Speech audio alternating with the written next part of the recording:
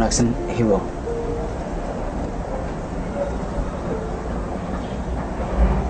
hibo maxaa ku dhaco salaanta iga qaadi laadahay? waxa la sheegay inaad xaas iyo caruur leedahay. arrinta maxaa ka jira? bal ii sheeg. haa waan leeyahay xaas iyo caruur. xaas iyo caruur baad leedahay ma xuma. qofka bini'aadanka nolol uu samaysan karaya. laakiinse maxaad aniga igu sheegi weyday? intaasoo dhan ayaan kula soo hadlayay. axdigeena iyo ballanteennina waan adkeynay.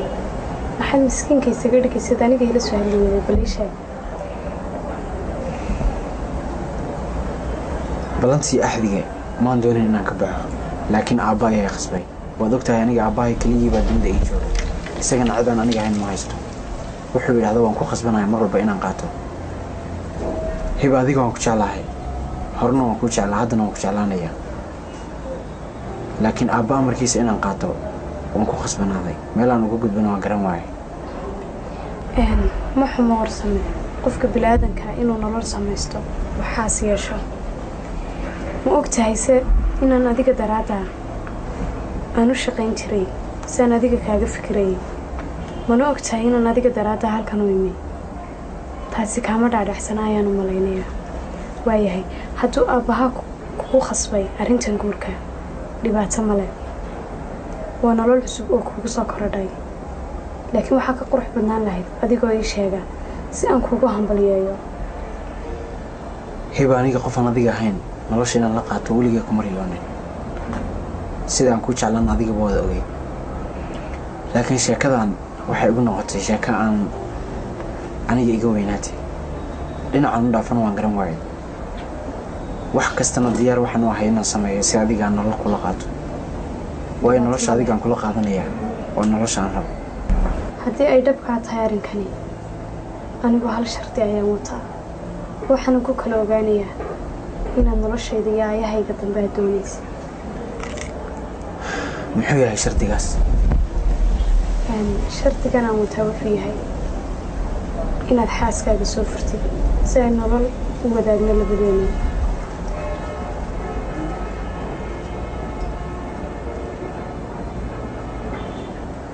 waan ogolahay. wax walba adiga dartaada waan u samaynayaa. waan soo furayaa xaaskayga si adiga nolol aan kula wadaago.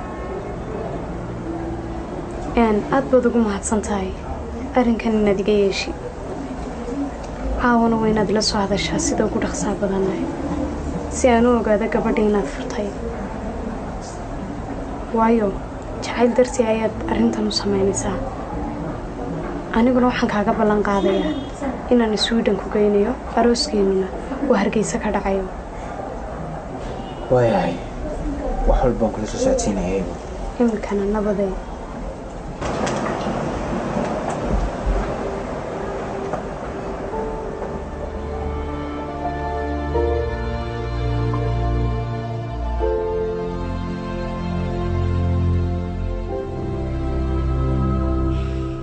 ليلى go-aan waxaan ku gaadhay labadeena inaan kala tagno. waan ku furayaa. yaa furniina war heedha maxaa kaa khaldan? bal iigu celi hadalkaas. ma doonayo inaan ku sharaxo. waan ku furayaa Leyla. go-aankaasna ma lagama yaabo inaan ka laabto. war samee anigoon waxba kugu samayn oo weliba ku wanaagsan oo baari ku ah ayaad ileedahay waan ku furayaa. war waxaas ma wax caqliga galaa? ama caqliga ha gasho ama yaani gelin. labadeena waan kala tegaynaa. waa go-aankaygii ugu dambeeyey Leyla. ma ifahantay? may kaamaan filayn warsamo, laakiinse nafsigaygu marunbuu ku heli doonaa. sidana suurtagal maaha. waa inaan aabbaha wacaa. halo adeer cumar, waxaan rabaa inaad ii timaadid. may hadda ka wada hadli kari mayno, laakiin horta ii kaalay aniga. haa haye. السلام عليكم. وعليكم السلام. ليلى adeer maxaa jira oo aad igu soo wacday ma wax dhibaataa jira adeer haa wiilkii aad dhashay wuxuu ilaahay waan ku furayaa mana garanayo sabab uu igu furayo riyaa waa maxay Leila waxay sheegaysaa marunba arrinka furiinka ها أبو ورن waxaasoo dhan adiga sabab u ah waayo adaa igu daray aniga qof aanan aqoon u lahayn gabadhii aan dunida ugu jeclaana aaba adiga ii diiday haddana way ii soo laabatay hibo ayada qof aan ahayn nolosha lama wadaagayo go-aankaana waa sidaan ku gaadhay aabbo warsame aabba saasa dhihin aabba waxaan kuu sheegayaa aniga Leiladan aan kugu daray runtii kumaanu khasaarin laakiinse faa'iido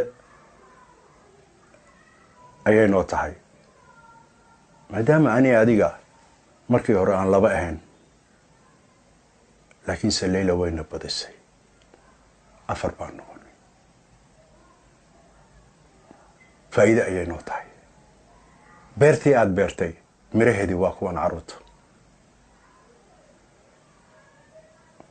abo taladaydan kuu sheegayaa arrinka furiinka ka noqo ayadoosan wax sababa aad Leila aad ku furaysa ay jirin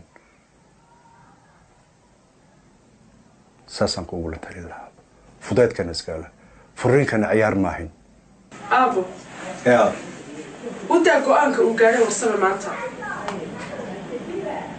warsame anigoo 2 ciyaala kuule oo wanaagaaga ka talinaya ayaad tiri waan ku furay laakiin waxaan rajaynayaa nafsiga aad maanta aniga iga gashay inuu ka soo ifbaxo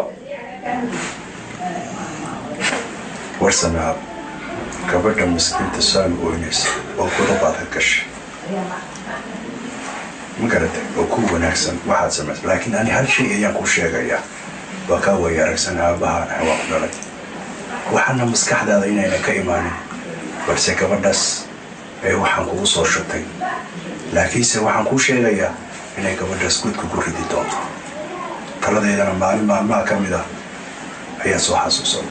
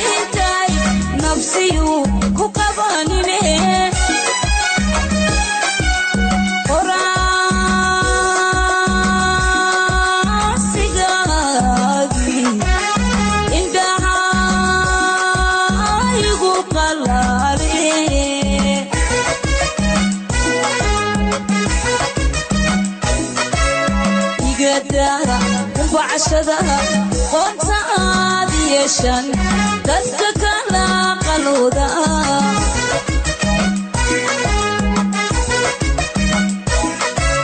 أي قدها وبعشدها قلت عاديشان دستك لا قلودا هلو هبة لا ورسمه ما في عنتها ها هوشي مساعد ما يسي هبة هوشي وان صار مي xaaskaygina waan furay hadda labadiina waan isku madax bannaanahay wax walba waan rabnana waan samayn karnaa waad kala dhamaateen soo maaha haa sax way wanaagsan tahay haddaba berri sidoo kale hawsheeni ayaynu gelaynaa waa yahay waan ku jeclahay haa aniguna waan ku jecelahay sidoo kale markaa berri waa inaad guriga igu timaadaa 10 subaxnimo sayna hawsheenna u dhammayno haye waa yahay waan ku imaanayaa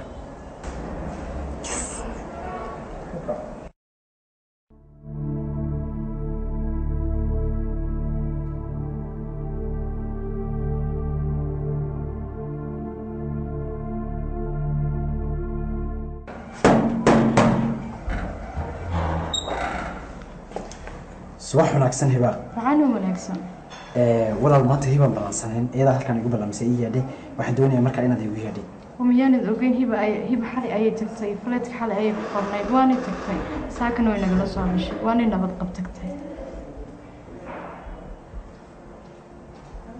way tagtay haa